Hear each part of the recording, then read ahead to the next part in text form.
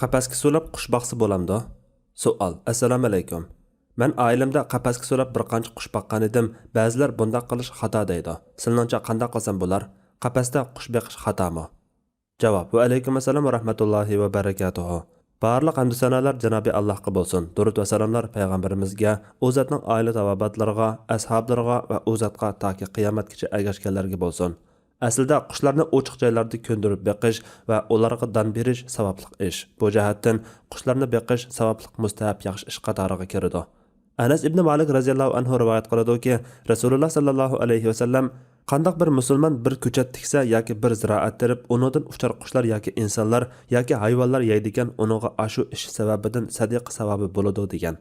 Amdi sayrishidan, shaklidan huzurlanish uchun qushlarni qafaslarga so'rab beqishga kelsak, bu makruh ishdir. Tag'i haram bo'lishimi yiroq emas. Nima uchun deganda, Alloh taolo uchadigan qanotli qilib yaratgan bu qushlarni tor qafasga solib olish, uni erkinligidan mahrum qilish bo'lib, qiynash doirasiga kiradi. Qiynashda buningdami ig'ir qiynash bo'lamdi. Erkinlik, hurlik degan insonlarga emas, balki uchar qushlarga nisbatanmi eng qimmat va tabiiy haqlarning biridir. Shunga ba'zi olimlar mundaq deb qaragan. Damdar va bulbul qatorliq sayrab beradigan qushlarni qafaslarga so'lab beqishni imomlarimiz yomon ko'rgan. Chunki bu ehtiyoj doirasidagi ishlardan bo'lmasdan hakavurlik, cho'ngchilik va ortiqcha rohat farog'atdandir.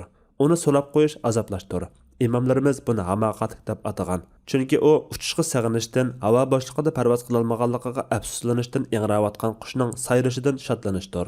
Albatta, qafasga so'langan qushlarning sayrishi erkinligi bo'lgan sag'inishi yoki bu zulmni Parvardigorga shikoyat qilayotgan nolisi bo'lishi mumkin. Afsuski, inson buni anglab ko'nglini achiman deydi.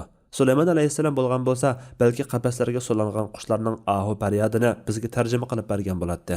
Biroq biz uning tilini bilmagachga, uning dod faryod nola qilishidan, azizlaridan ayrilganiga hasrat chekganidan ko'nglimizni ajimiz. Islom dinimiz insonlarni mehr-shafqatli qilishni ko'zlaydi. Musulmon haqiqiy islom tarbiyasi ko'rganda atrofidagi barliq mavjudotga xotirjamlik, aminlik baxsh etalaydi. Hech kim, hech nima, hech bir jonivor uning ziyonkashligiga uchramaydi. Abdurrahman ibn Abdullah rivoyat qiladi-ki, uning otasi Abdullah ibn Mas'ud radhiyallohu anhu mundaq degan: Biz Rasululloh sallallohu alayhi vasallam bilan bir safarda birga edik. Rasululloh hojat qilish uchun ketganida biz ikki cho'jisi bilan turgan qushqashdek bir qushni ko'rib, uning ikki cho'jisini elib oldik. Shuning bilan onasi kelib qanotini yeyib zarlang'ili turibdi. Rasululloh sallallohu alayhi vasallam kelib, kim buning bolasini elib olib uni qayg'uga soldi, bolasini unuga qaytarib beringlar dedi. Islom dini butun maxluqlarga rahmatdir. Rasululloh sallallohu alayhi vasallam butun jallaqlarga rahmat qilib avatilgan. Yuqorqi hadisdami shu mazmunni ko'rib olamiz. Abu Nuaym sanadi bilan rivoyat qiladi-ki, salaflarimizdan Sufyan Savri ayni vaqtda zolim podshohlardan saqlanib, Abu Mansur degan kishining Basradagi uyda yoshirinib turgan edi. Abu Mansur mundaq deydi: Sufyan mushu uyda qo'ngan, o'g'limning bir bulbuli bor edi. Sufyan buni ko'rib, bu qush nima uchun bu yerga so'langan, qo'yayotgan bo'lsa-chu dedi. Men u o'g'limning, u bu qushni o'zlariga hadiya qilib etdi desam, u yo'q. Ammo men uni tillaga setib olay deb qushni setib olib qo'yibdi. Shundaqdami qush ketib, qo'rsqini to'yg'izib, kechalari qaytib kelib turdi. Sufyan vafot bo'lgan chaqda qush uning jinozasiga agishib, qabrisi ustida palaxshi etdi. Keyin bir qancha kun uning qabrisiga berib yo'qlab turdi. Ba'zida qabrisi ustida qo'natdi, ba'zida uyiga qaytatdi. Keyin kishilar uning qabrisi qashida o'lik holatda ko'rgan. Natijada u uning qabrisiga yoki qashig'a dafn qilingan. Jonivorlarga qilingan mehr-shafqat Allohning nazarida intayin katta savobli ishdir. Nafi Abdullah ibn Umar radhiyallohu anhudan rivoyat qiladi-ki, Rasululloh sallallohu alayhi vasallam mundaq degan: Bir ayol ochliqdan o'lguchi sulab qo'ygan bir mushuk tufayli azoblanib do'zaxga kirib ketgan. Shuning bilan Alloh eng yaxshi bilguchidir. Mundaq degan: Sen uni so'lab uniga ya tamoq bermading, ya uni so'g'rib qo'ymading, ya zimindagi hasharotlarni yeyish uchun qo'yibmi bermading. Bu hadisni ba'zi olimlar yemak-ichmak berib so'lab baqsa bo'ldiganligiga dalil qilib ko'rsatgan bo'lsa-mu, biroq bu hadis so'lab beqishni qattiq cheklashga dalil bo'ladi. Chunki bu hadisda so'lab qo'yishning o'zi bir zulm ekanligiga ishorat qilgan deyishga bo'ladi. Qushlarni qafaslarga so'lab boqqan ahvolda ba'zida uyda yo'q bo'lib qolib yoki unutib qolib dan bermay qolsa, qushlar ochliqdan o'lib qoladi. Qishda sirtda qolsa, so'g'uqdan to'nglab qoladi. Bu amaliyotda ko'p yuz beradigan ahvol. Qush beqish to'g'risida mundaqmi bir hadis kelgan. Abu Tayyah rivoyat qilib mundaq dedi: Men Anas ibn Malik radhiyallohu anhu ning mundaq deganligini anglagan. Payg'ambar sallallohu alayhi vasallam bizga arilishib yuratdi. Hattoki Rasululloh mening kichik bir ukamga: "Ey Abu Umayr, Nug'ayr, ya'ni bulbulning cho'jisi nima qilyotidi deb erkiltib qo'yadi. Bu hadisga tayinib Hafiz ibn Hajar qatorliq ko'p olimlar bu hadisda qafas va shuningga o'xshagan narsalarda qushlarni so'lab beqishning va qanotini kesib o'tishning joizligiga dalil bor. Chunki Abu Umayrning qushining ahvoli ashu ikki ishdan xoli bo'lmaydi. Ahvol qaysi biri bo'lgan bo'lsa, yana biri uninga qiyosan o'xshash hukmni oladi deb qaragan. Biroq bu hadisda ya qafasni ya qanotini kesib o'tganligini tilga olmaganlikdan bu hadisdagi qushning ahvolida bir qancha ehtimollar bo'lishi mumkin.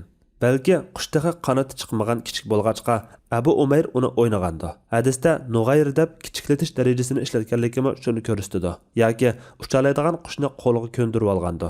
Uning ustiga Abu Umayr kichik bola edi. Odatda mukallaf bo'lmag'achqa kichik bolalarga cho'nglarga berilmagan ruxsatlar beriladi. Shunga bu hadisda kichik bolalar qush o'ynasa ruxsat bor.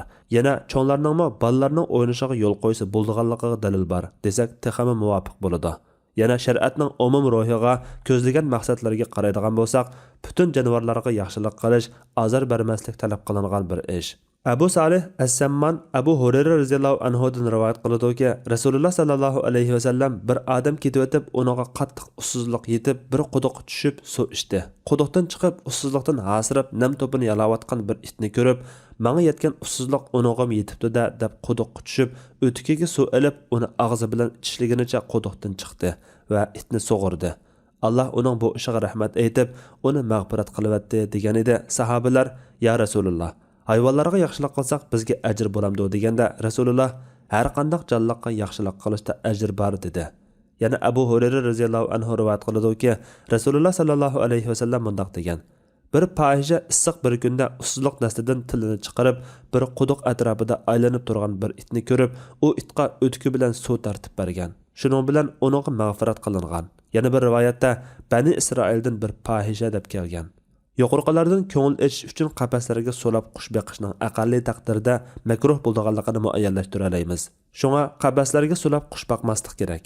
Ammo o'yla aramlarda yoki ochiq yerlarda ko'ndirib beqishga bo'ladi. Chunki bunday ahvolda xolagancha uchib aylana oladi. Tan berishni unutib qolgan ahvolda qo'rsqini o'zi to'yg'iza oladi. Baliqlarmi shuning hukmida bo'ladi. Agar azada erkin yashaydigan cho'ngroq ko'lchak yoki aynak idishda baqsa, och qolib o'lib qolmaydigan bo'lsa, baqsa bo'ladi. Allah eng to'g'risini bilguchidir. Fatvoda Dr. Abdul Aziz rahmatulloh. Fatvolar majmuasi 1-tom, 188 numberlik fatvo.